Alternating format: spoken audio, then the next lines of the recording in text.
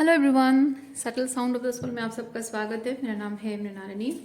चलिए देखते हैं आज ईश्वर आपको क्या मैसेज देना चाहते हैं। आप किस तरह की एनर्जी में आए हैं पहले हम चेक करेंगे। ये जनरल रीडिंग है, आपको जितना रेजोनेट करता है उतना ही लीजिए। आपके जीवन के जिस एस्पेक्ट को रेजोनेट करता है उसी हिसाब से आप देखिए। जेंडर स्पेसिफिक मैसेजेस नहीं है, स्पेसिफिक पुरुषों के लिए महिलाओं के लिए नहीं है, सबके लिए है। और टाइमलेस रीडिंग्स हैं, आपको जब भी रेजोनेट करता है आप क्लेम कर सकते हैं। ज़रूरी नहीं कि जब अपलोड हुआ है तभी आपको रेजोनेट है तो फिर, नहीं तो नहीं, ऐसा नहीं है। क्या यूनिवर्स प्लीज बताइए, जो भी कलेक्टिव इस रीडिंग को देख रहे हैं किस तरह की एनर्जी के साथ आए हैं रीडिंग देखने के लिए।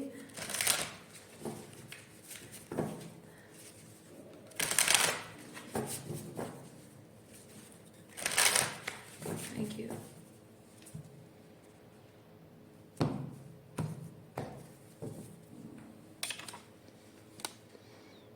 ओके,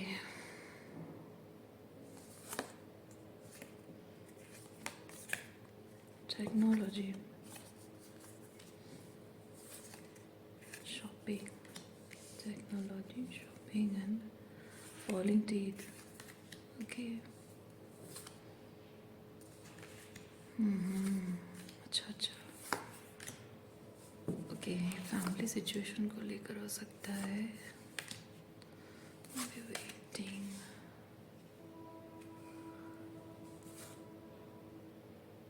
ओह आई सी। सबसे पहली चीज, परिवार के साथ हो सकता है आपका रिलेशनशिप ठीक ना चल रहा हो। फैमिली रिलेशनशिप, पेरेंट्स के साथ आपका रिलेशनशिप उतना स्ट्रांग ना रहा हो, जो हेल्दी पेरेंटिंग जिसे कहते हैं, हेल्दी चाइल्डहुड कहते हैं, वो शायद ना रहा हो। और ये जो सिचुएशन है, हेल्दी फैमिली एनवायरनमेंट ना रहा हो, उसकी वजह से हो सकता है कि आप मेंटली ये कंडीशन में रहते हैं कि मैं इसे एक्सपीरियंस नहीं करना चाहता हूँ, तो मुझे यहाँ से जल्द निकलना होगा। ये डर, ये जो सिचुएशन है उससे डर, क्योंकि यहाँ पे हो सकता है you are dealing with a narcissist father और mother, may be codependent mother और को डिपेंडेंट फादर, जो अपनी ऊम्स को आप पर प्रोजेक्ट करते हैं। और वो चीज़ आपको बहुत डरा देता है कि मैं कैसे सरवाइव करूं, ये सिचुएशन में मैं कैसे रहूं। मैं जो हूं वैसे खुलकर मैं जी नहीं सकता हूं, मैं खुलकर कुछ बोल नहीं सकती हूं, अपने मन की कर नहीं सकती हूं। मन की करने का मतलब ये नहीं कि कुछ जैसे मन चाहे कुछ करना, लाइक अपने खुद के सपने हैं, अपने क्या पढ़ना है, कौन सा जॉब करना है, आपको कैसे दोस्त पसंद है, कैसे लोगों से मिलना जुलना है। इवन इफ ऐसा हो सकता है कि आपके पेरेंट्स आपको लोगों से, आपके रिलेटिव से मिलने से भी मना करते हो, बात करने से भी मना करते हो, आपको क्या बोलना चाहिए, क्या नहीं बोलना चाहिए, कब क्या बोलना चाहिए, आपको ऐसा नहीं बिहेव करना चाहिए, आपको वैसा नहीं बिहेव करना चाहिए, आपको ये कपड़े नहीं पहनने चाहिए। इस तरह से आपको खुलकर जीने का मौका ना देते हो आपको। इसीलिए शायद ये डर है कि मैं यहाँ कैसे रहूं। ओके, मैं फील करती हूँ आप में से कुछ लोग हैं जो ऐसे बचपन आपने काटा है और आपकी शादी हो चुकी है, तो आपका हस्बैंड क्या आपकी वाइफ भी ऐसे ही हैं, जिसके साथ रिलेशनशिप में आपको हमेशा ये डर लगा रहता है कि भाई इस इंसान के साथ पूरी जिंदगी कैसे काटूंगी मैं। आपको डर लगता हो कि यार पूरी जिंदगी पड़ी है इसके साथ, ऐसे ऐसे इंसान के साथ कैसे काटूं मैं पूरी जिंदगी, मैं आके तो कहीं पे फंस गई हूँ। ये चाइल्डहुड में अगर ऐसा होता है ना तो ऐसा पार्टनर भी मिलता है, तो वैसा कुछ हुआ है। अगर शादी भी नहीं हुई है तो भी रोमांटिक पार्टनर हो सकता है। ओके, देखिए यहाँ पे भी वही सिचुएशन है, मतलब एक रिलेशनशिप है, ये आपका फैमिली सिचुएशन को लेकर हो सकता है, इनर चाइल्ड से जुड़ा हुआ है, और मैरिज रिलेशनशिप से जुड़ा हुआ है, जहाँ की आपका पार्टनर कंसिस्टेंटली, ये देखिए इसके पैर में यहाँ पे पिंक चुभ रहा है लेकिन वह म्यूजिक बजा रहा है, यानी कि ये दोनों ही बहुत ही कॉन्ट्राडिक्टरी एनर्जी है ना। तो यहाँ पे जैसे कि कुछ ट्रिगर कर रहा है, बार बार कंसिस्टेंटली कुछ चीज ट्रिगर कर रहा है, लेकिन मैं कोशिश कर रहा हूँ कि मैं नॉर्मल रहूं, मैं नॉर्मल रहने की कोशिश कर रहा हूँ, नॉर्मल दिखाने की कोशिश कर रहा हूँ, मुझे अंदर से तकलीफ हो रही है, दर्द हो रहा है, मेरा दिल दुख रहा है, मेरी आत्मा को कष्ट हो रहा है, लेकिन मैं हंस कर सबको दिखा रहा हूँ या दिखा रही हूँ कि सब कुछ नॉर्मल है। ये वैसी कंडीशन है आपके मैरिज रिलेशनशिप में, आप इसका इफेक्ट भुगत रहे हैं। हाँ,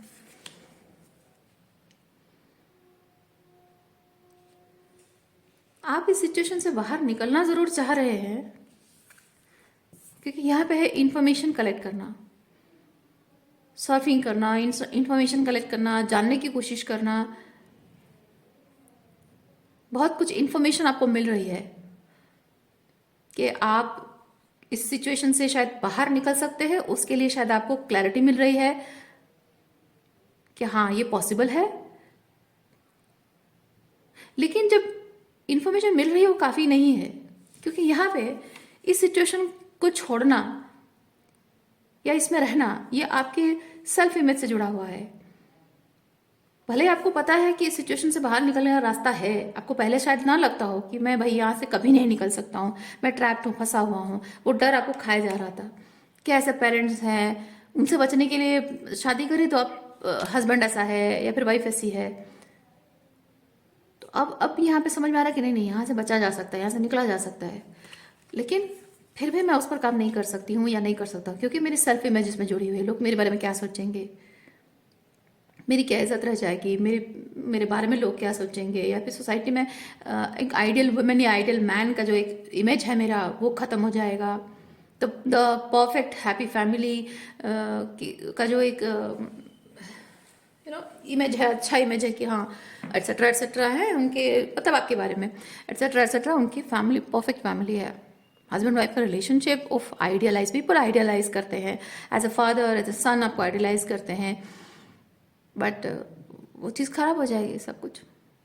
या फिर एज अ वुमेन आप जिंदगी भर खुद को प्रूव करना चाहते रहे हैं, आपके लिए बहुत मायने रखता हो। जब ऐसे ऐसे टॉक्सिक सिचुएशन एक्सपीरियंस करता है कोई बच्चा, चाहे वो मेल हो या फीमेल हो, उसके दिमाग में पहली बात ये आती है कि मुझे अपने आप को प्रूव करना है। क्योंकि यहाँ पे आपको हमेशा जैसे कहते हैं ना, walking on eggshells, you always have been walking on eggshells, और अपने आप को प्रूव करना चाहते रहे। क्योंकि हर वक्त आप कुछ भी करते हो, आपको डर रहता है कि आपको वहां जज किया जाएगा, इसीलिए बहुत फूक फूक कर कदम रखते हो। You need to make sure कि मैं जो भी कर रहा हूँ, कह रहा हूँ, जैसे बिहेव कर रहा हूँ, जो कदम ले रहा हूँ, जो जो डिसीजन ले रहा हूँ या ले रही हूँ, उसमें मेरे पेरेंट्स हमेशा खुश होने चाहिए। मेरे पेरेंट्स को वो सेटिस्फेक्शन होनी चाहिए कि yes, he is doing the right thing and we are proud of him और हर। उससे ये चीज़ होता है कि अपने आप को बेस्ट बेटा या बेस्ट बेटी प्रूव करने की एक टेंडेंसी डेवलप होती है। और आफ्टर मैरिज एक अच्छा पति या अच्छी पत्नी बनना, सोसाइटी में एक इमेज क्रिएट करना, क्योंकि आपकी वो सेल्फ इमेज नहीं है, वो आपके पेरेंट्स की ईगो इमेज है, जो आपके आपके थ्रू वो इमेज क्रिएट करना चाहते हैं। जैसे वो एक परफेक्ट फैमिली क्रिएट करना चाहते हैं, दिखाने के लिए दुनिया को कि हम बेस्ट हैं, और आप जबकि एक ब्लैक शीप है फैमिली में, मतलब डिफरेंट है पर्सन, स्पिरिचुअल पर्सन है, डिफरेंट है, तो उसे ब्लैक शीप बोला जाता है। तो ये टॉक्सिक फैमिली सिचुएशन जो है, आप जैसे एम्पाथ्स को ब्लैक शीप बोलते हैं कि हम सब वाइट हैं, यानी कि हम सब अच्छे हैं और तुम बुरे हो। वो एक वो एक पैसिव एग्रेसिव वर्ड है। आप जैसे इमोशनल सेंसिटिव एम्पाथ डिवाइन बीइंग्स के लिए। ओके, तो हमेशा आपको शायद इस तरह से जताया गया हो कि आप कभी भी अच्छे हो नहीं, आप हम हमेशा अच्छा करते हैं, हम सब कुछ। तो आपको हमेशा एक मन में इच्छा रही हो कि मैं एक अच्छा बेटा बन के दिखाऊं, सोसाइटी में मेरी इमेज बनी रहे अच्छा, तो तभी जाकर मेरे माँ बाप की नज़रों में मेरी अच्छी इमेज रहेगी कि मैं एक अच्छी बेटी हूँ, और मैंने उनका नाम रोशन किया एक अच्छी बहू बनकर, अच्छी पत्नी बनकर। मैंने सोसाइटी में अच्छा नाम, मतलब अपने माता पिता का नाम रोशन किया, या फिर एक अच्छा बेटा बनकर, परफेक्ट फैमिली मैनेज करके, बहुत पैसा कमाकर, अच्छी नौकरी करके मैंने अपने माँ बाप को प्राउड फील कराया। शायद वो आइडिया आपके दिमाग में हो अभी, लेकिन जब ये शटर हो रहा है, सब कुछ खत्म होने की कगार पर है, तो आप उसी सेल्फ इमेज को लेकर परेशान है। क्या हो जाएगा, सब कुछ खराब हो जाएगा, मेरी इमेज खराब हो जाएगी, लोग मेरे बारे में क्या सोचेंगे।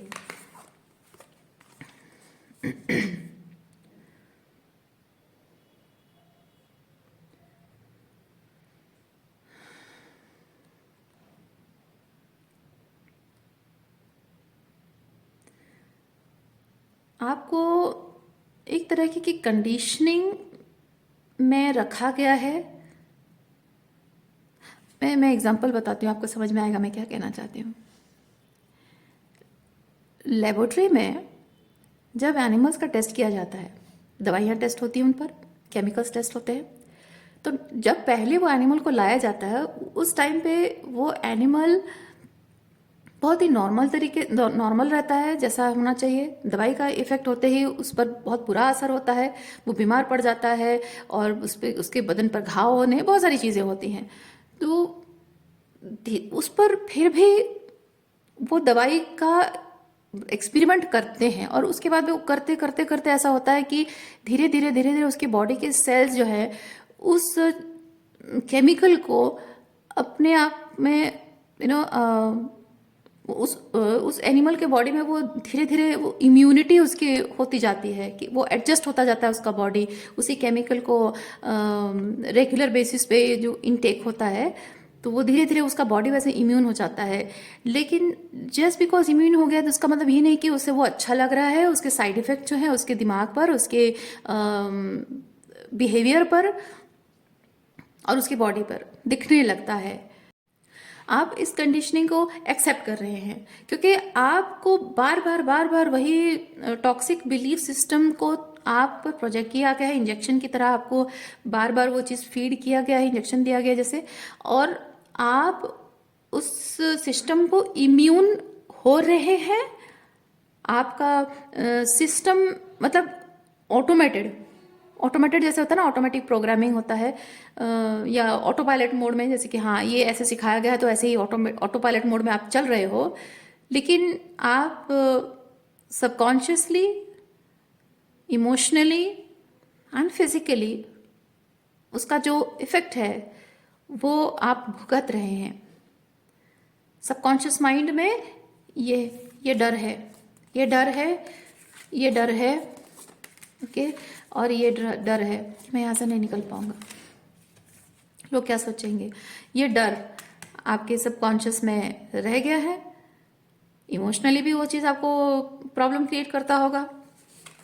आप जैसे हैं वैसे बिहेव नहीं करते हो, एक बहुत ही ऑकवर्ड एबनॉर्मल तरीके से कहने का मतलब है कि आप ट्रूली जैसे है वैसा नहीं बिहेव करते हो, एक ऑकवर्ड तरीके से बिहेव करते हो, जैसे आप बहुत ही शांत स्वभाव के इंसान हो लेकिन हो सकता है चिड़चिड़े बन गए हो, वैसे टाइप का मैं एग्जांपल दे रही हूँ।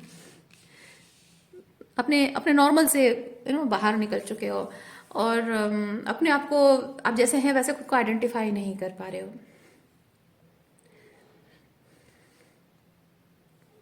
इसलिए अब ज़रूरी हो गया है कि वो जो कंडीशनिंग जिससे आपका सिस्टम इम्यून हो गया है, वो इम्यूनिटी आपको मतलब वो उसको ख़त्म करना है। I am not finding the right word, but मैं कहना ये चाहती हूँ कि अब आपको कुछ ऐसे इस्तेमाल करना होगा, कुछ ऐसी चीज़ जैसे कि वो दवाई का असर ख़त्म करने के लिए बहुत सारी पर्जिंग जैसे एनिमल्स को करवानी पड़ेगी। उसमें हो सकता है उनको लूज मोशन हो सकता है उनको उल्टियाँ आए, हो सकता है कि वो दवाई का असर जाने के समय पे उनकी थोड़ी सी तबीयत खराब हो, तो दैट हैज़ टू हैपन। मैं नहीं कह रही हूँ कि फिजिकल लेवल पे वैसे बीमारी आपको होगी, मैं कह रही हूँ कि वो इमोशनल पर्जिंग जो बहुत ही मेसी लगेगा, थॉट प्रोसेस में, कॉन्शियसनेस में वो बहुत सारी उथल पुथल जो आपको मेंटली डिस्टर्ब करेगा, दैट नीड्स टू हैपन। जैसे कि कुछ है जो बहुत ही अनप्लेजेंट है, अनप्लेजेंट थॉट प्रोसेस है, बातें हैं, कन्वर्सेशंस हैं, that needs to happen, that conversation needs to happen, किसी और के साथ नहीं, आपका खुद का अपने आप के साथ, okay, that conversation needs to happen. और वो चाहे कितना भी क्योटिक लगे, कितना भी मेसी लगे, कितना भी आपको वल्नरेबल फील कराए, कितना भी आपको रोना आए, you need to talk to yourself, that conversation needs to happen. वो मेसी होगा, जैसे वो एक्सपेरिमेंट वाला एनिमल को ठीक करने के लिए प्रोसेस से गुजरना पड़ता है। जैसे आपके लीवर हेल्थ ठीक नहीं है, गट हेल्थ ठीक नहीं है, डिटॉक्सिफिकेशन करना पड़ता है। डिटॉक्सिफिकेशन का प्रोसेस क्या है, मतलब क्या है, आपके डाइजेस्टिव सिस्टम, अगर आपका डिटॉक्सिफिकेशन मतलब है कि बहुत सारा लूज मोशन है, है ना। तो दवाई ऐसी खाओगे, ऐसी हेल्थ हैबिट्स ऐसे करोगे जो कि वो पर्जिंग होगी, तो कैसे होगा? जाहिर सी बात है, पॉटी में निकलेगा वो चीज़ें, है ना। तो आपको उसके लिए रेडी होना पड़ेगा। कुछ ऐसी दवाइयाँ, कड़वी दवाइयाँ खाओगे जो खा के, दवाइयाँ खा के आपको उल्टी लगेगा, दैट हैज़ टू हैपन, ताकि आपका सिस्टम क्लीन हो। वैसे ही ये जो आपके जीवन में जो कुछ हो रहा है इमोशनली, मेंटली, 3D लेवल पे आपके जीवन में जो कुछ हो रहा है, इवन आपकी फिजिकल बॉडी में भी जो हो रहा है, ये चीज़ें रिलीज होना चाहिए। चीज़ें आपके सिस्टम पर जो प्रभाव डाला हुआ है पूरी तरह से, उसको पूरी तरह से डिटॉक्सिफाई करना बहुत ज़रूरी है। और वो थोड़ा सा, थोड़ा नहीं, बहुत ज़्यादा मेसी होता है, बहुत ज़्यादा मेसी होता है। And you need to accept कि वो मेसी होगा, क्योंकि वो मेसी सिचुएशन जो होता है ना, वो बहुत ही वॉल्नरेबल फील कराता है इंसान को। लोग मतलब मन में डर होता है कि लोग मुझे ऐसे वॉल्नरेबल देखेंगे तो क्या सोचेंगे, पागल समझेंगे मुझे। नहीं, क्या फर्क पड़ता है? आपको किसी के सामने थोड़ा ही करना है, आपको अपनी हीलिंग अपने तरीके से करनी है। किसी को आप जो जो समझता ही नहीं है उसे अपना दुख सुनाकर क्या मिलेगा आपको, है ना। ये इंपॉर्टेंट चीज़ है। मन हल्का करना, लोगों को लगता है हीलिंग मतलब है मन हल्का करना, मन हल्का करने के लिए हम अपना दुखड़ा किसी को सुनाएंगे। नहीं, जो आपके दर्द और आपकी तकलीफ को उसकी गहराई तक समझता नहीं है, वो सिर्फ कहानियां सुनेगा। ऐसे लोगों को बताने का कोई मतलब नहीं है। और जिन लोगों ने आपको दुख दिया है उनको कंप्लेन करने का भी कोई फायदा नहीं है, क्योंकि वो जिन्होंने दुख दिया है in the very first place, वो आपकी फीलिंग्स को समझते तो ऐसा करते नहीं। तो आप बताओगे भी तो कोई फायदा नहीं है। ओके,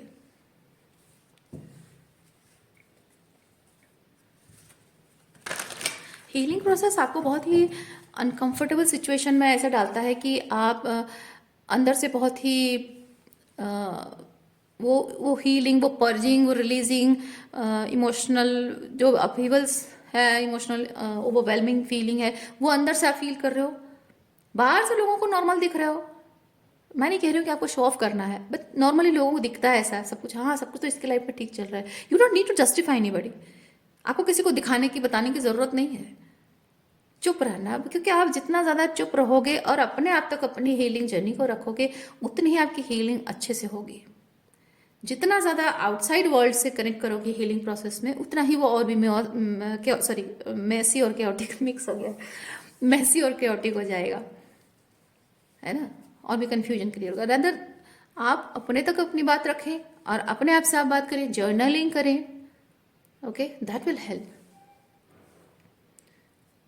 जर्नलिंग से आपको क्लैरिटी मिलेगी। आप जो लिखोगे आपको क्लैरिटी मिलेगी। आपके दिमाग में जो चल रहा है वो क्या है, क्यों है, किस लिए है। और आप अपने हायर सेल्फ से बेटर कनेक्ट कर पाओगे, क्योंकि आपको बेटर पता है कि आप इस सिचुएशन से, अगर कोई और होता तो आप उससे बाहर निकलने का रास्ता क्या बताते। एग्जैक्टली वही चीज़ आप अपने आप को बता पाओगे। इंसान जब बहुत ही ट्रॉमाटाइज स्टेट में होता है, वो भूल जाता है कि उसके अंदर एक हीलिंग पावर भी है। And you need to connect to your own healing power, जो आप दूसरों को दे सकते हो, अपने लिए उसे यूज करना है।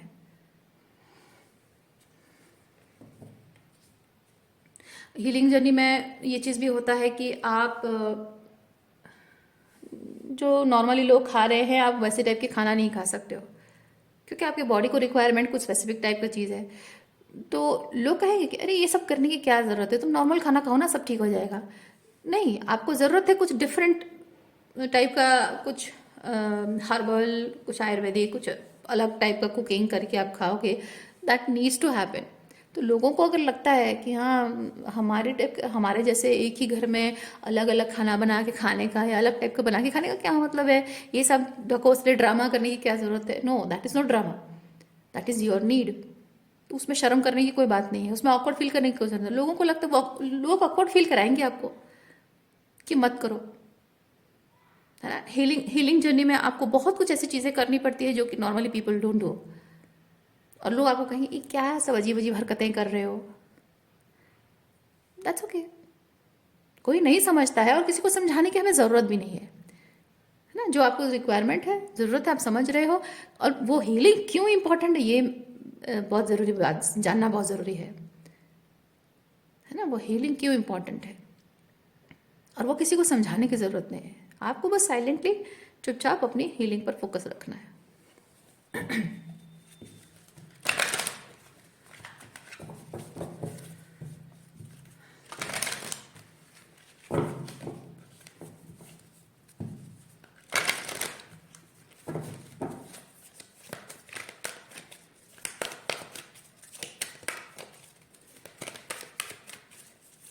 आपको पता कैसे चलेगा कि आप सही तरीके से हीलिंग कर रहे हो?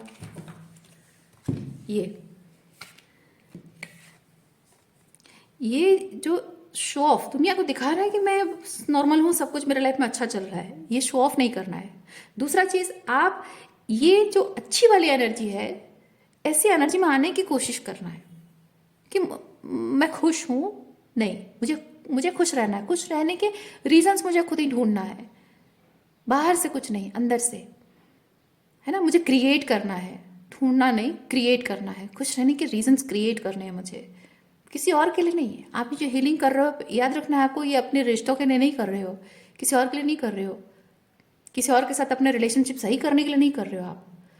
जनरली लोगों को लगता है मैं हीलिंग कर रही हूँ यानी उसके साथ मेरा रिलेशनशिप को हील कर रही हूँ और मैं उसके साथ रियूनियन रिकन्सिलिएशन को मैनिफेस्ट कर रही हूँ। नहीं, आप हीलिंग अपने लिए कर रहे हो। जितना जल्दी इस चीज़ को एक्सेप्ट कर लो और उस पास्ट पर्सन को रिलीज कर दो, उतना ही अच्छा है आपके लिए। अदरवाइज जब उसके दिमाग में ये चीज़ रहेगा ना कि मैं हीलिंग इसलिए कर रही हूँ ताकि वो मेरी ज़िंदगी में वापस आए, नहीं, जिसने घाव दिया है वो आपकी ज़िंदगी में वापस आकर और घाव देगा, है ना। आप खुश रहना चाहते हो, नॉर्मल रहना चाहते हो, पीस एंड ट्रैंक्विलिटी चाहते हो, अपने मेंटली इमोशनली हार्मनी चाहते हो, उसके लिए कोशिश आप करोगे और अपने लाइफ में वो जो हैवीनेस होती है ना कि मेरे साथ ये हुआ वो हुआ, उसकी जो हैवीनेस है, वो हैवीनेस आपको जीने नहीं देती है। आपको ज़रूरत है कि वो फेदर लाइक लाइट एनर्जी आपके हार्ट चक्र में, अनाहत चक्र में, वो फेदर लाइक लाइटनेस होनी चाहिए। और उसके लिए ज़रूरी है कि आप अपने अतीत के सारे लोगों को, उनकी सारी हरकतों को, मतलब लोगों को माफ़ करके उन्हें जाने दें। और उनकी हरकतें याद रखनी है आपको। लोगों को माफ़ करके जाने देने का मतलब है कि आप अब उनके साथ अपने आप को जोड़ना नहीं चाहते हो। अब हम अपने आप को उनसे पूरी तरह से अलग कर रहे हो। अपने जीवन की किसी भी बात को आप उनसे अब नहीं जोड़ोगे। माफ करने का मतलब ये नहीं है कि आपको उन्हें चांस देना है। चांस दोगे तो फिर से दुख मिलेगा, क्योंकि हीलिंग, क्योंकि माइंडसेट आप चेंज कर रहे हो, बदलाव की शुरुआत आप कर रहे हो, वो लोग नहीं कर रहे हैं। वो लोग जैसे थे वैसे ही हैं, कल भी जैसे बिहेव करते थे आज भी कर रहे हैं और हमेशा करते रहेंगे। तो माफ करके अगर आप उन्हें मौका दे रहे हैं, यानी कि आपके घाव सूखने वाले हैं और आप उन पर फिर से चोट लगा रहे हो। हीलिंग का मतलब पास्ट के पर्सन के साथ रिकन्सिलिएशन नहीं होता है। हीलिंग का मतलब होता है आपके वो घाव सूखने के लिए आपको ज़रूरत है कि वो घाव देने वाले को अपनी ज़िंदगी से पूरी तरह से हटाना है, दूर करना है। तो आप जो नॉर्मल ज़िंदगी जीना चाहते हैं, जहाँ आपके किसी भी तरीके का कोई भी भावनाएं, कोई याद, कोई फीलिंग्स जो आपको ये पिन की तरह ना चुभे, धीरे धीरे आप देखेंगे, ऑब्जर्व करेंगे, समय के साथ साथ जब आप एक्चुअली में अपनी हीलिंग पर फोकस कर रहे हैं, आप नोटिस करेंगे धीरे धीरे धीरे धीरे उन लोगों की बातें याद करके आपको गुस्सा नहीं आएगा। वो फीलिंग्स कैसे फील कर रहे थे आप, वो याद करके आपको रोना नहीं आएगा। धीरे धीरे ऐसा होगा, एक समय आएगा जब आप उस पर्सन को वैसा नहीं देखोगे जैसे आप कुछ साल पहले देखते थे। आपके लिए बहुत इंपॉर्टेंट था, बहुत सिग्निफिकेंट था, और उसकी यादें आप उसे छोड़ नहीं पा रहे हो, भूल नहीं पा रहे हो। एक समय आएगा एक समय जब वो आपके लिए कुछ मायने नहीं रखेगा। पूरी तरह से आप उसे एक अजनबी की तरह देखोगे। हाँ हाँ, था कोई, छोड़ो, है ना। उसके बारे में सोचना भी ज़रूरी नहीं समझोगे, और आपके दिमाग में थॉट आएगा ही नहीं, क्योंकि वो आपके लिए कुछ मायने नहीं रखता है, कोई सिग्निफिकेंस नहीं रह जाएगी उसके आपके लिए। आपके लिए आपके जीवन में वो जो हीलिंग कर रहे हो, कुछ नए पाथ में चल रहे हो, वो आपके लिए इतना इंपॉर्टेंट हो जाएगा कि वो पर्सन कुछ नहीं है, छोड़ो यार, मेरे पास टाइम नहीं है उसके बारे में सोचने के लिए। क्यों ही सोचूं मैं, क्या है उसके, कोई सिग्निफिकेंस ही नहीं है मेरे लाइफ में उसका, है ना। इस तरह की एनर्जी में आओगे कि ये जो पिन चुभ रहा है ना, वो चुभना बंद हो जाएगा। इमोशनली हर्ट होना और दिमागी तौर पे सोच सोच कर परेशान करना खुद को, ये बंद हो जाएगा, खत्म हो जाएगा। जैसे थोड़ा थोड़ा बढ़ता जाएगा, धीरे धीरे धीरे धीरे जितना आप हीलिंग करते जाओगे, ये क्या बोलते हैं उसको, इंडिफरेंस की एनर्जी में आते जाओगे आप। और जैसे जितना इंडिफरेंस बढ़ता जाएगा आप जानोगे आपकी हीलिंग अच्छी चल रही है। और एक समय आएगा पूरी तरह से वो अतीत आपका सच में अतीत बन जाएगा, है ना। तब आपको समझ में आएगा कि yes you are on the right path of healing, सही तरीके से हीलिंग कर रहे हो। Okay, we have some tarot cards. Ace of swords, five of swords.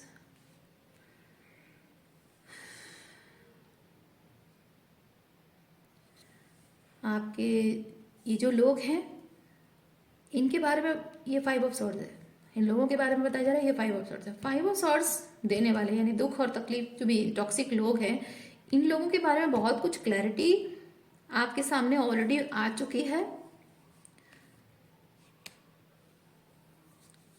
और इस वक्त आप बहुत इन लोगों के प्रति डिफेंसिव एनर्जी में हैं, यानी कि अपने आप को गार्ड कर रहे हो, अपने आप को प्रोटेक्ट कर रहे हो आप। और नई शुरुआत की तरफ आप आगे बढ़ रहे हो। नेक्स्ट हमारे पास है page of wands. Page of wands basically है कि ये जो S of fire, S of wands के साथ जो एक आइडिया कि क्या एक्शन लेना है, ये एस ऑफ सॉर्ट्स आइडिया, तो उसके प्रति एक्शन लेना। Page of fire, page of wands is like first action, मतलब वो कैसा एक्शन लेना है, कहाँ से शुरुआत करनी है, ये पेज ऑफ वॉन्ड्स।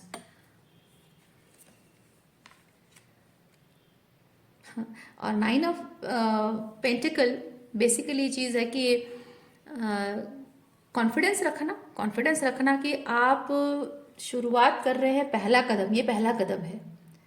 ओके, ये एक्शन लेने का डिटर्मिनेशन है और ये पहला कदम है, तो पहला कदम ले रहे हो और कॉन्फिडेंटली अपना पहला कदम उठाओ। Okay,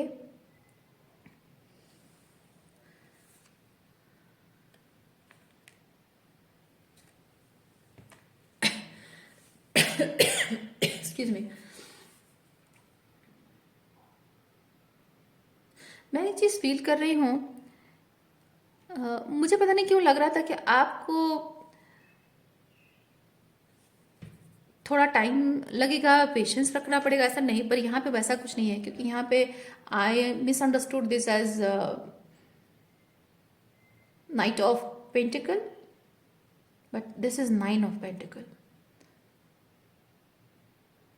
it means I feel like things are going to take momentum once you start it. Things are going to take momentum once you start it. और नाइन ऑफ पेंटिकल बेसिकली चीज़ है कि confident रहना, confident रहना कि मैं जो कर रहा हूँ या कर रही हूँ, क्यों कर रही हूँ, क्यों ज़रूरी है। अपने आप को लेकर, क्योंकि ये जो डिसीजन आप ले रहे हैं बहुत बड़ा आप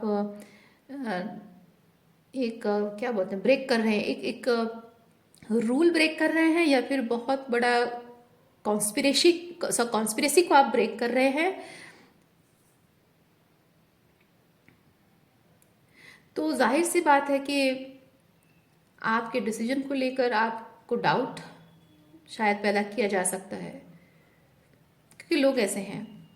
इसीलिए नाइन ऑफ पेंटिकल आया है, यानी कि आपको कॉन्फिडेंट रहना है कि मैं जो भी कर रहा हूँ, क्या कर रहा हूँ, मुझे पता है। तुम्हें, मतलब ये नाइन ऑफ पेंटिकल बताता है कि तुम्हें बताने की ज़रूरत नहीं है, मुझे पता है, जिसको जो बोलना है बोलो, जो करना है करो, मुझे पता है कि मैं कौन हूँ, मैं क्या कर रहा हूँ, मुझे क्या करना चाहिए। आई डोंट नीड एंड, मतलब ऐसा थोड़ा ईगोइस्टिक वे में नहीं, बट हाँ कि सही लोगों के एडवाइस गाइडेंस में ले सकता हूँ, लेकिन I know you people don't have that power to, क्या बोलते हैं, मुझे सही रास्ता दिखाने वाले नहीं है, तुम्हारे अंदर वो नहीं है, तो दूर रहो, वैसा टाइप का है। अब आपकी रीडिंग में बेसिकली वैसी एनर्जी है, तो इसलिए वो कॉन्फिडेंस आपको अपने अंदर रखना है।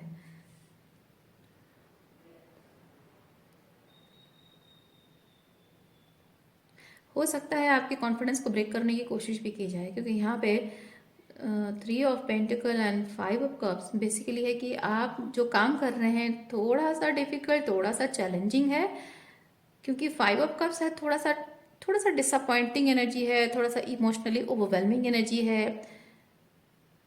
तो हो सकता है थोड़ी बहुत चैलेंजेस आएगा ऑब्वियसली, क्योंकि यहाँ पे 5 ऑफ सॉर्ड्स है। ये टॉक्सिक नार्सिसिस्टिक लोग हैं जो कि आपके इतने बड़े डिटर्मिनेशन को ब्रेक करने की कोशिश ज़रूर करेंगे, because they had that hold over you since childhood. तो आपके ऊपर से उनका होल्ड जा रहा है, खत्म हो रहा है पूरी तरह से। They will not be able to tolerate it, है ना। वो चीज़ उनको बहुत ट्रिगर करेगा, और इसीलिए आपकी जो भी डिटर्मिनेशन है उसको तोड़ने की कोशिश ज़रूर करेंगे। और जबकि 5 ऑफ कप्स है तो हो सकता है इमोशनल ब्लैकमेल भी करने की कोशिश करें। Things will not work out, and हम नहीं होंगे तो तुम्हारा कुछ नहीं होगा, या फिर हम हैं तो हमारे साथ हो तो भी जाकर तुम्हारा सब कुछ सक्सेसफुल होगा, हमें छोड़ दोगे तो तुम्हारा कुछ नहीं हो पाएगा। जनरली जो टॉक्सिक पेरेंट्स होते हैं अपने बच्चों को इस तरह से मोल्ड करने की कोशिश करते हैं बचपन से ही, कि माँ बाप का हाथ पकड़े रहोगे तो तुम्हारे जीवन में हमारा आशीर्वाद बना रहेगा, अच्छा होगा, हमारा हाथ छोड़कर जो काम करोगे कुछ नहीं बनने वाला है। वो पहले से ही कर्ज कर देते हैं टॉक्सिक पेरेंट्स। बट जो जो सही पेरेंट्स होते हैं ना, अच्छे पेरेंट्स जो होते हैं, हेल्दी पेरेंट्स, वो कभी भी अपने बच्चों को, भले ही उनके आइडियाज़ के ऊपर आप भले ही काम नहीं कर रहे हो, उन्हें इतना समझ में आता है कि आपका लाइफ पाथ अलग है, उनका लाइफ पाथ अलग है। उन्होंने जैसे ज़िंदगी देखा है, आप ज़िंदगी को एक अलग नज़रिए से देख रहे हो, एंड दैट्स ओके। और वो आपके काम को, आपके डिसीजंस को रोकने की कोशिश नहीं करते हैं, आपके सक्सेस को कर्स नहीं करते हैं। टॉक्सिक पेरेंट्स डू दैट, और वो थोड़ा सा आपके लिए इमोशनली चैलेंजिंग हो सकता है, और शायद हो रहा है। बट इसीलिए तो यहाँ पे 9 ऑफ पेंटिकल है, क्योंकि पेंटिकल अर्थ एनर्जी, पेंटिकल मतलब होता है वो सॉलिडिटी, वो ग्राउंडेडनेस, वो मिट्टी की तरह। मिट्टी जब पानी डाल देते हैं उसमें, कैसे वो सॉलिड हो जाता है ना, है कि नहीं। वैसे ही आप जो भी इमोशनली जो भी चैलेंज आपको किया जा रहा है, उन्हीं इमोशंस को इस्तेमाल करके अपनी ग्राउंडेडनेस और बढ़ाओ और स्ट्रॉन्ग करो। वही इमोशंस जो आपको दे रहा है, वो जो टॉक्सिक इमोशंस आपको दे रहा है ना, वही इमोशंस रीजन बनेंगे कि आप और स्ट्रॉन्ग बनोगे। बात समझ रहे हैं आप। तो वो इमोशंस को, don't allow those emotions to shake you. Transmute करो उस एनर्जी को, और वही इमोशंस को यूज करो और रीजन बनाओ कि नहीं, मुझे अब तो और भी स्ट्रॉन्ग बनना है। That groundedness, you need to do that. क्योंकि आपने इनिशिएशन किया नहीं, ये रुकावट शुरू कर देंगे ये लोग, ठीक है, और शायद कर भी चुके हैं।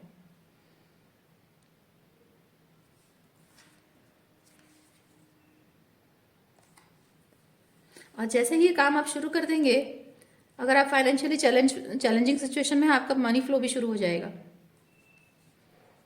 ओके, अगर फाइनेंशियल चैलेंजेस है, इनके ऊपर फाइनेंशियली डिपेंडेंट हो या फिर नहीं भी हो तो भी, या फिर जिस चीज़ पर आप मेहनत कर रहे हो, जो गोल आपने सेट किया हुआ है, वो सक्सेस की तरफ फ्लो होने लगेगा।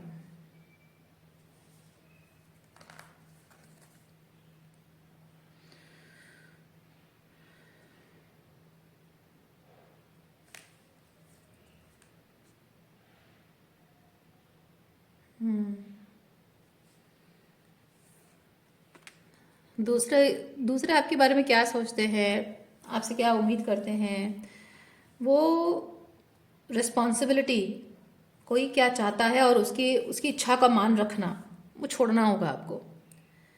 क्योंकि आप उन लोगों की इच्छाओं का मान रख रहे हैं जो आपकी सपनों का मान नहीं रखते हैं, आपकी इच्छाओं का, आपकी भावनाओं का मान नहीं रखते हैं। आप उन लोगों की इच्छाओं का मान रखते हो, दे डोंट डिजर्व इट। इसीलिए ये कार्ड्स आपको वो चीज़ बताते हैं। इतनी जेनरॉसिटी आपको शो करने की ज़रूरत नहीं है, you need to realise it. दूसरों की इच्छाओं का मान रखना छोड़ना होगा आपको, क्योंकि आपके सपने पूरे होने के लिए, वो परवान चढ़ने के लिए आपको हल्का होना पड़ेगा इमोशनली एंड रिस्पॉन्सिबिलिटी वाइज। जो मतलब एक बर्डनसम रिस्पॉन्सिबिलिटी, मैं अच्छी रिस्पॉन्सिबिलिटी की बात नहीं कर रही हूँ, बर्डनसम रिस्पॉन्सिबिलिटी को रिलीज करने की बात कर रही हूँ, जो डिजर्व नहीं करता है।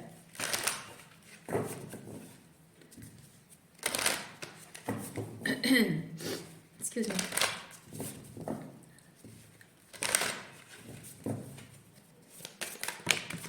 Thank you. इतने सारे कार्ड्स नहीं, बहुत सारे कार्ड्स हैं, मैं नहीं ले रही हूँ। 4 5 6 5 कार्ड नहीं लूँगी, एक ही कार्ड लेंगे।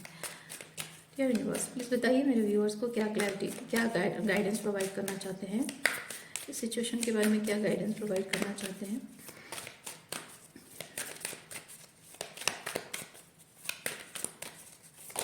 Thank you. सक्सेस, प्रोटेक्शन, हाँ सबसे इंपॉर्टेंट चीज इनर पीस। ये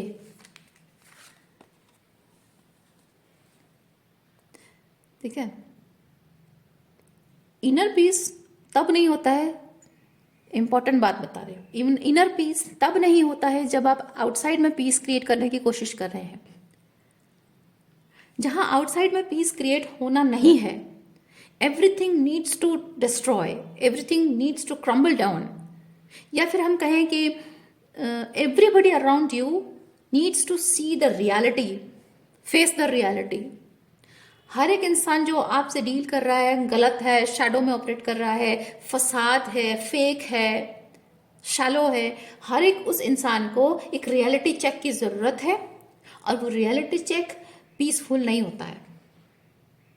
and you need to accept कि वो पीस क्रिएट आप नहीं कर सकते हो। You are not suppose to focus on creating peace with those people. और आपको अपने आप में वो कॉन्फिडेंस, जो मैंने कहा 9 ऑफ पेंटिकल के साथ, रखने की जरूरत है कि अगर आपकी सिचुएशन में पीस क्रिएट नहीं हो रहा है, ना सही, that is not your responsibility. क्योंकि रिलेशनशिप में हमेशा पीस क्रिएट दोनों साइड से होती है। पीपल प्लीजिंग टेंडेंसी आपको छोड़नी होगी।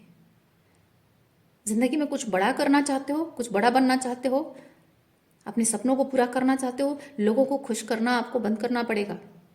क्योंकि आपके सपने किसी के और के सपने नहीं हैं। अपने सपनों के लिए जो आप अपनी पूरी जान लगाकर कर सकते हो, किसी को रत्ती भर भी परवाह नहीं है इस बात की कि वो सपना पूरा हो रहा है या नहीं हो रहा है। सबको अपनी पड़ी होती है, तो आपको भी सेल्फिश बनना है। फर्क इतना है कि उसको उनको सिर्फ अपनी पड़ी है और अपने फायदे के लिए वो आपको निचोड़ रहे हैं, आपका इस्तेमाल कर रहे हैं।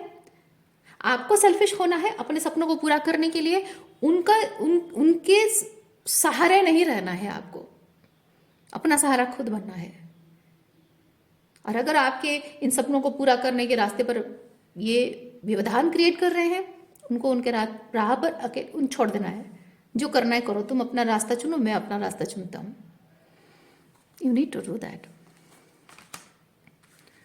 तभी जाकर आप अपने सपनों को प्रोटेक्ट कर पाएंगे, और तभी जाकर आपको सक्सेस मिलेगा।